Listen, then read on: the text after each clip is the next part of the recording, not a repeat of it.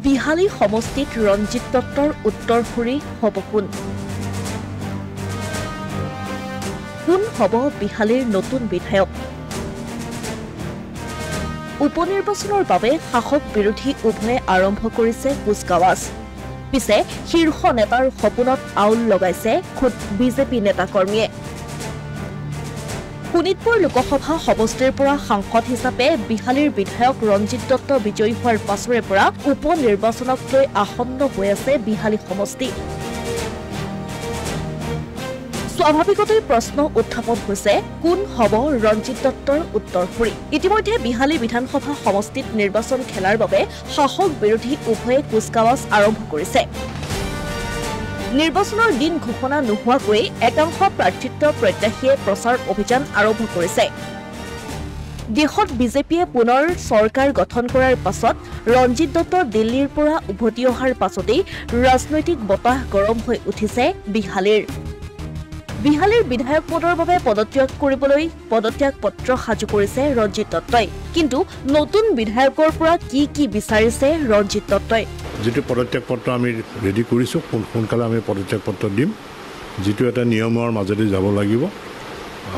খুব সোনকালে আমি পদত্যাগ পত্ৰ দাখিল কৰিম। মই এইটোৱে বিচাৰিছোঁ যিগৰাকী বিধায়ক ইয়াৰ পৰা নিৰ্বাচিত হ'ব তেওঁৰ কাৰ্যকাল মাত্ৰ 1.5 বছৰ থাকিব আৰু সেই 1.5 বছৰ তেওঁ যাতে বিহালীখন খুব সুন্দৰ কৰে।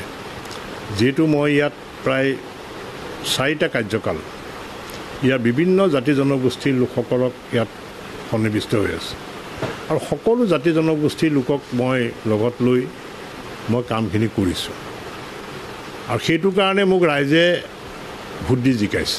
আনহাতে প্ৰাৰ্থিত্বক লৈ বিহালী বিজেপিত অন্তকণ্ডলৰ সৃষ্টি হোৱা পৰিলক্ষিত হৈছে। সমষ্টিটোত কুচকাৱাজ আৰম্ভ কৰা পল্লৱ লোচন দাসৰ বিৰুদ্ধে বিজেপিৰ একাংশ নেতা কৰ্মীয়ে মুকলিকৈ কৰিছে বিদ্ৰোহ। সব মানুহবিলাক ওলাই আহিছে। এই কাৰণে ওলাই আহিছে যে ঘৰৰ এজন যদি গাৰ্জেন যদি কয়, গাৰ্জেন ঘৰৰ অভিভাৱক হিচাপে যে আমুকটো কাম কৰিবি, দায়িত্ব যদি দিয়া যায়, দায়িত্বভাৰ দিয়াৰ পিছত যোৱা 5টা বছৰ আমাৰ পল্লৱ লোচন দাসদেৱে একো কাম নকৰিলে, ৰাইজৰ কোনো কাম নকৰিলে। তেখেতে ব্যক্তিগত নিজৰ অগাধ সম্পত্তিৰ মালিক হ'ল, কিন্তু ৰাইজৰ একো উন্নতি নহ'ল। জিকাৰ পিছত ফোন কৰিলে ৰিচিভ নকৰে। এইটো সমগ্ৰ বিদিত চৰ্চিত যে পল্লৱ লোচন দাস ডাঙৰীয়া ফোন কৰিলে ৰিচিভ নকৰে। উন্নয়নৰ কথাটো বাদেই, তেখেত সাধাৰণ এজন মানুহ আছিলে, চবে ভাল পাইছিলে, আমিও ভাল পাইছিলোঁ, 12 চনত দিছিলোঁ। কিন্তু তেখেতে অকল নিজৰ চিন্তাহে কৰিলে। তেখেত অগাধ সম্পত্তিৰ মালিক হ'ল, কিন্তু ৰাইজৰ একো উন্নতি নকৰিলে। উল্লেখ্য যে এতিয়া বিহালীৰ উপ নিৰ্বাচনক লৈ অস্বস্তিত পৰিছে মুখ্যমন্ত্ৰী ডক্টৰ হিমন্ত বিশ্ব শৰ্মাও। ৰঞ্জিত দত্তক সাংসদ হিচাপে নিৰ্বাচিত কৰি পল্লৱ লোচন দাসক বিহালীত সংস্থাপিত কৰিবলৈ বিচৰা মুখ্যমন্ত্ৰীৰ সপোনত খুদ বিজেপি নেতাকৰ্মীয়ে আউল লগাইছে বুলিও এতিয়া আৰম্ভ হৈছে চৰ্চা। অসমীয়া প্ৰতিদিন ডিজিটেল সংবাদ বিহালী।